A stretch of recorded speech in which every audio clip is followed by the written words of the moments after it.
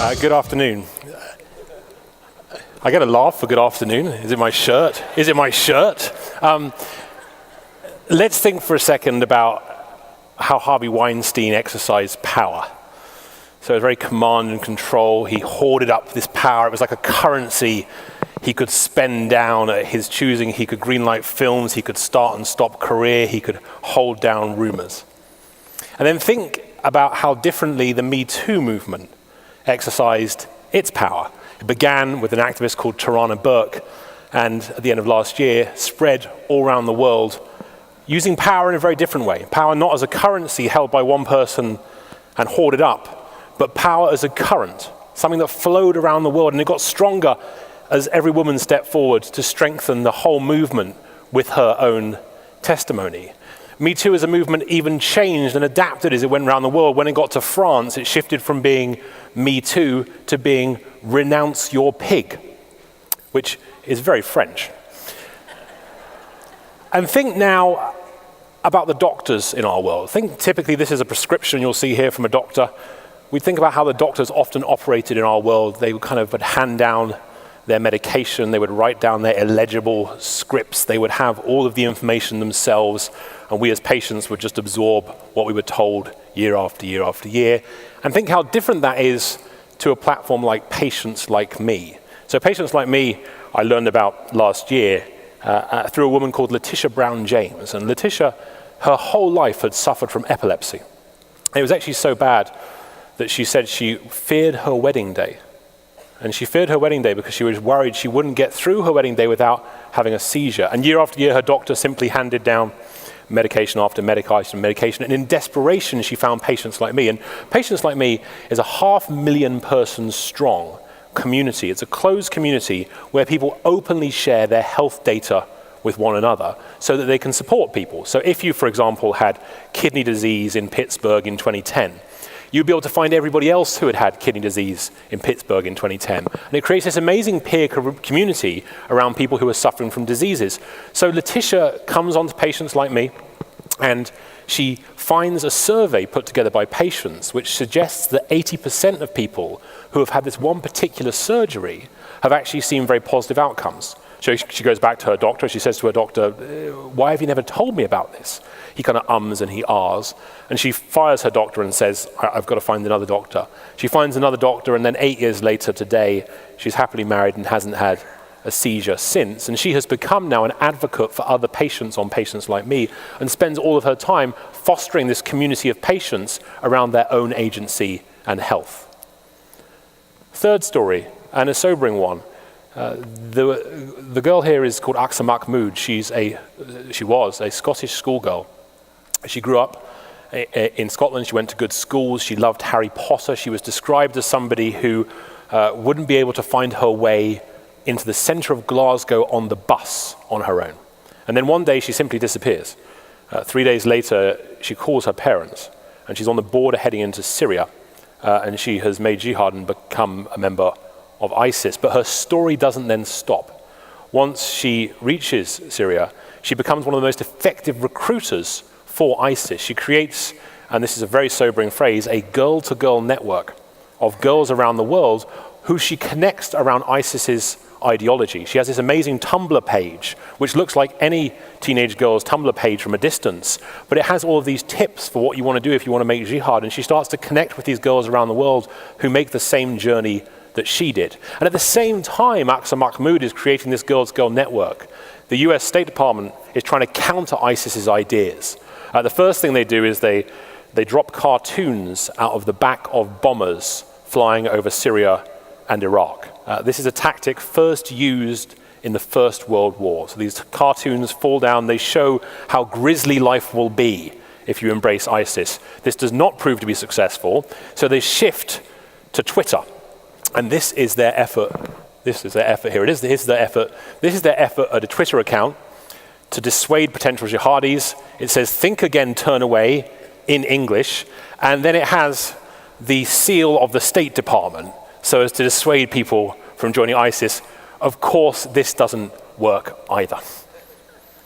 These are three very different stories about what I think is the essential inquiry, not just of this meeting today, but for all of us as we think about the decade ahead and what it means. So we're here at the P4 conference in Pittsburgh to think about the 4 Ps, and I'm going to add this afternoon a 5th. I'm going to add a 5th P, because 4 wasn't enough, which is to engage this afternoon with power.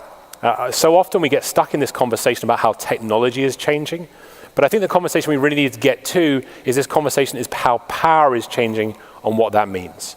So the argument that I've been working on with my colleague, Jeremy Heinz, who has been behind a lot of the big movements in recent years, like Avaz and GetUp, is to say we need to start negotiating with 2 forces in our world.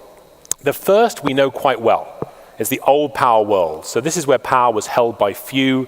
It tended to download. It was very leader-driven. It could command. It was very closed up. And what's battling with that now is the emergence of this new power world. And in the new power world, which has been supercharged by all these technologies, power isn't just held by few, it's made by many. It doesn't just download, it wants to upload. It doesn't just command, it wants to share. And we see this shift in power for a long time, which is simply power as a currency. It's zero sum, I've got it, you don't. To power now as a current.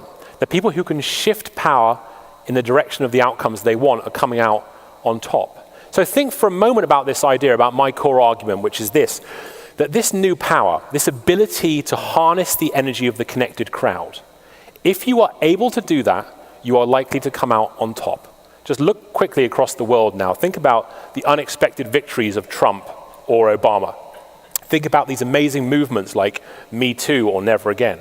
Think about these incredibly powerful platforms like Facebook or Uber. What all of them have in common is they've worked out how to channel this new power in the direction they're looking for. And so what I want to argue for you this afternoon is, as you think about the future of this city, the defining factor in the future of this city is going to be how you channel this new power in the direction of the outcomes that you seek. So when we start to think about new power, it isn't just the nature of power is changing, these models which are changing, there's also a changing set of values taking place. So if you think now about the old power world, so what the old power world really valued, it had a bias towards things like confidentiality, like expertise, like formal managerialism. So think about our clubs, think about our religious organizations, think about our synagogues, our United Ways. They all operated in a world where we biased a set of old power values, which were much more long-term and reliable. I would dare say that many people here today in the nonprofit sector, their funding model was based on a set of behaviors that were reliable in the old power world. But the big challenge today is we're seeing a generation rise who have a very different set of expectations about how the world works. So these are these new power values. So think in the new power world, people, we've heard some of these phrases repeatedly over the last 2 days, right? People want to collaborate more. They expect much more transparency.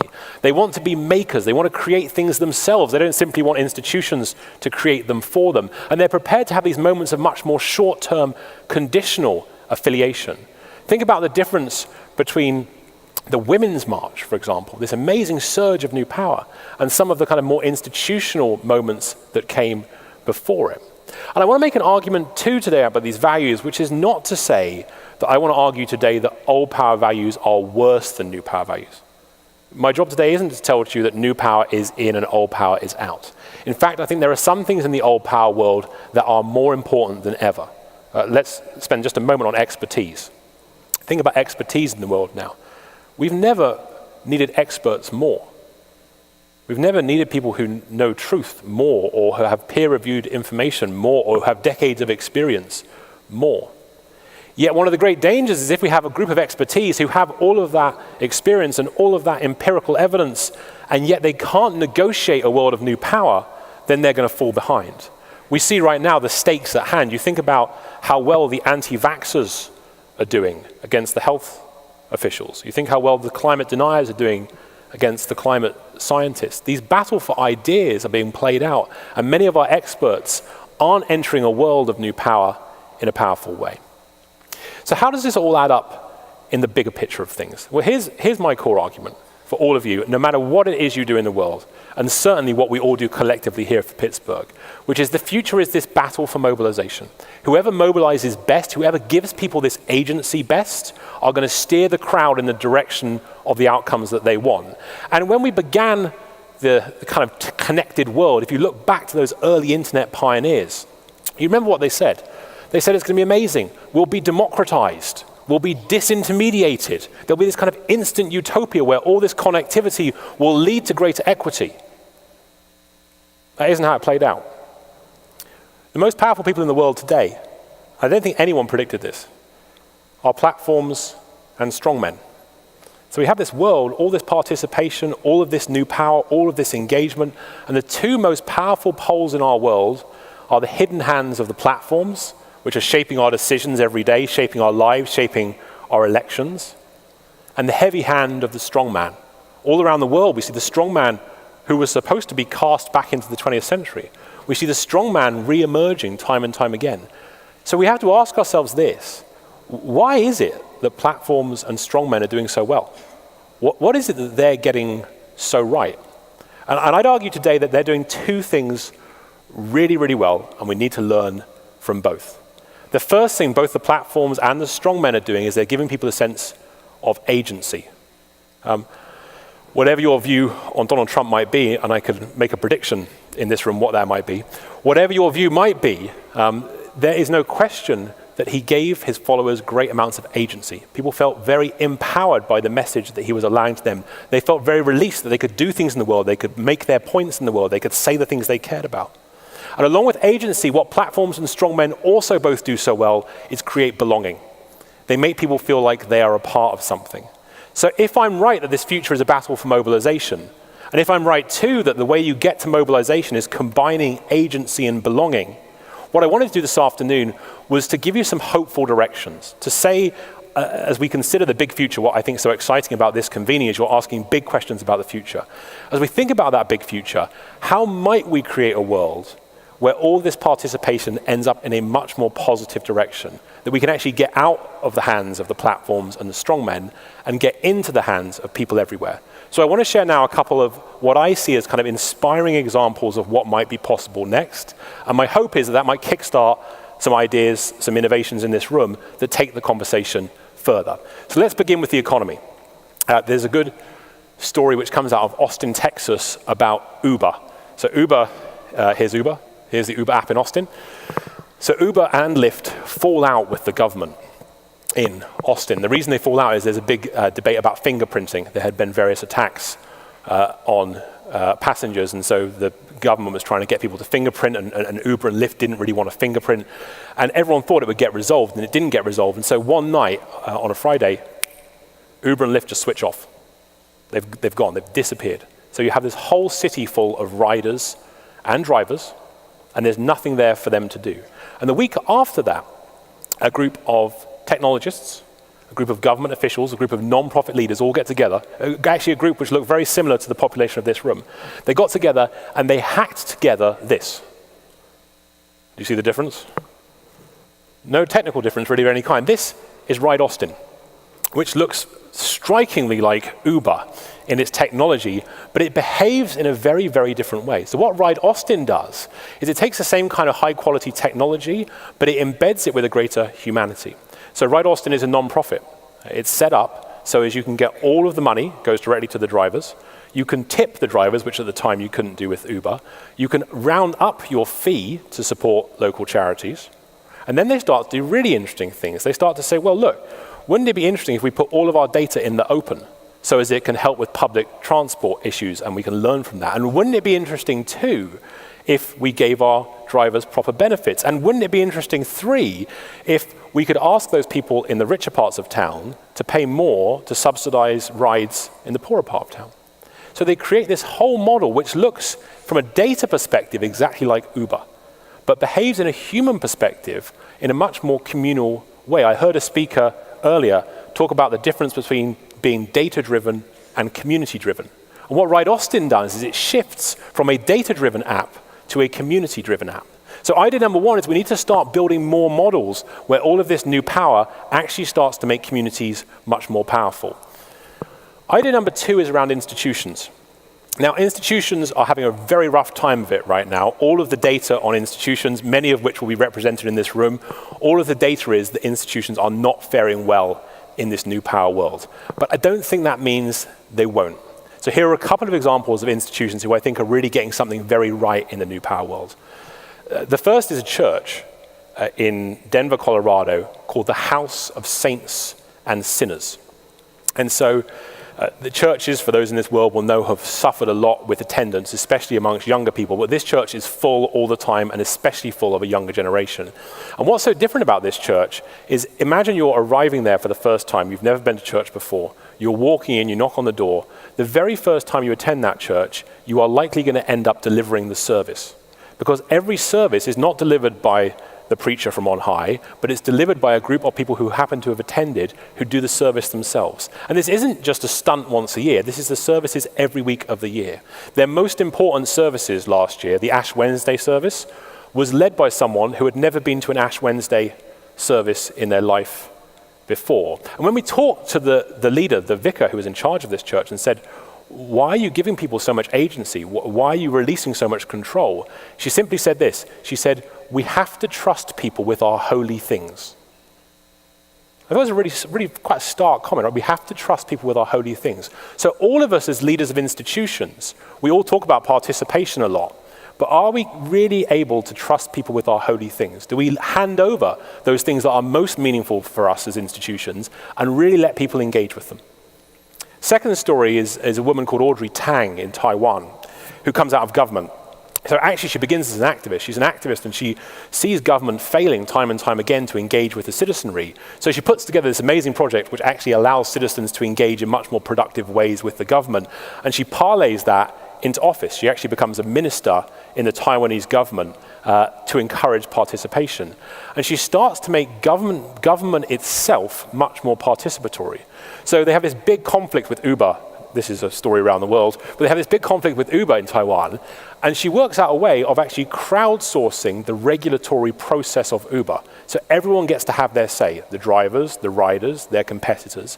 Everyone gets to have their opinion in trying to work out how you would think about crowdsourcing Uber. And then she even changes the role of government officials. So she stops them being called civil servants, and she asks them to recast themselves as participation officers. Isn't that an interesting phrase, right? The job of government is to encourage more meaningful routes to participation, to encourage the agency and belonging that I've argued is going to be the key to all of this. Because the lesson I think for institutions as we think about this new power future is this. The reason people don't trust institutions is because institutions don't trust people. Right? Time and again we say, well, people don't trust us, and we have to ask ourselves this question, which is, how did we allow them to be trusted? How did we hand over the holy things of our institutions and really give them to the people that we constantly claim we want to put at the center, but sometimes don't get that right? I talked slightly earlier about platforms because I think this is part of a reform agenda. If we don't fix the platforms which shape so much of this participation, I think there's very little hope that we can put some of this back in its box. So right now, and I think there's a real growing political consciousness around this, there's a real sense that we are living on this kind of participation farm where all of this new power has actually been co-opted, has ended up in the hands of others. We may have this power to share, we may have this sense of community, but it's ending up not shaped by the general public, but shaped by a very small number of hands in Silicon Valley. So I think we need to start thinking about how platforms themselves might be different. And again, here in Pittsburgh, where you are at the frontier of so much technological change, here's a direction I think is worth some further inquiry, which is how might we begin to imagine a public interest algorithm? So think for a moment about the algorithms that shape so much of Pittsburgh right now. Pittsburgh is very heavily influenced now by algorithms, but these algorithms are hidden away. We don't know how they work. We don't know what they're biasing. We have no control over them as citizens. Yet they are having a very significant influence over all of our lives. Think what a public interest algorithm might look like. One that can bias towards social goals. One that we could all turn up the dials. We could hear the voices of people we don't hear from often. We could hear the voices of people we disagree with.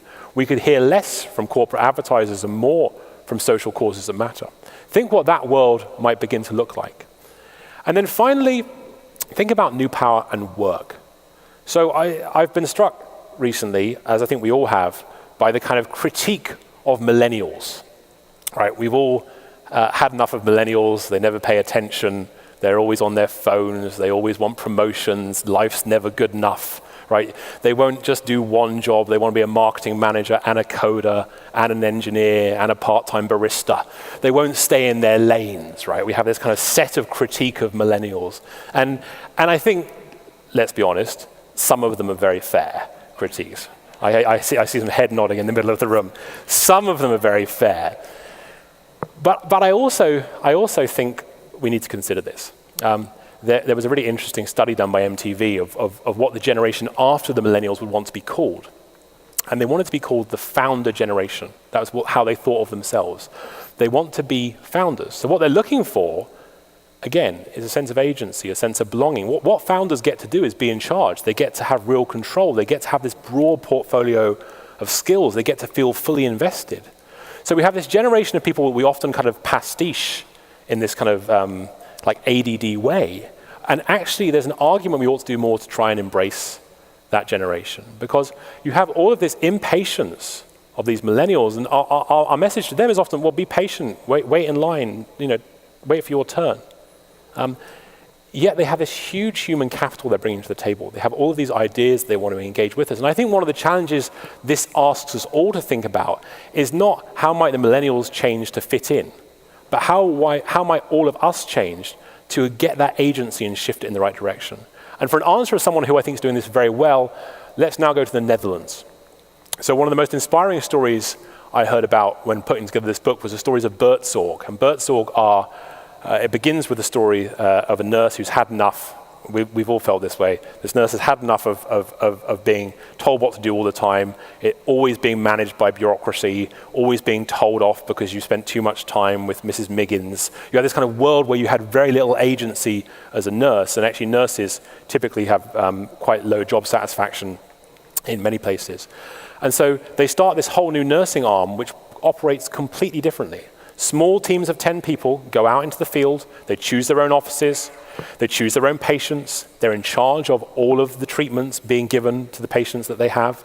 They're connected via very clever software to all of the other groups of 10 nurses all around the country in the Netherlands, and they've grown now to over 10,000 community nurses across the Netherlands. In fact, they do the majority of community healthcare nursing now in the Netherlands is done by these nurses. And the interesting thing about all of this work is they have this amazing agency in the work that they do. So these nurses do everything from create radio stations to organize annual races between people using walking frames to really reimagining the role of nursing. And these 10,000 nurses are managed by a head office of just 45 people. What they've done is they've structured the whole organization, so they've pushed power down into their institution and out into their world. They found the way of engaging all of these nurses, so the nurses themselves become more powerful, and by doing that, they're getting to much better health outcomes. And what I think is so interesting about this is not only have they had they're consistently rated as the highest place to work, the best place to work in the Netherlands, but they're spending less time with their patients.